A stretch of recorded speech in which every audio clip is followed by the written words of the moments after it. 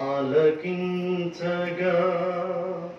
నలుగురు భక్తితో ఆలపించగా సీతారామ హనుమానులు సాక్షిగా సర్వజనులకు శుభములు కలుగగా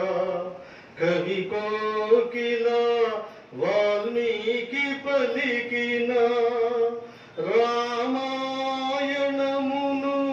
తేట తెలుగున శ్రీ గురు చరణ సేవా భాగ్యమున పలికెద సీత రామ కథ శ్రీ హనుమాను గురుదేవులు నాయద పలికిన సీత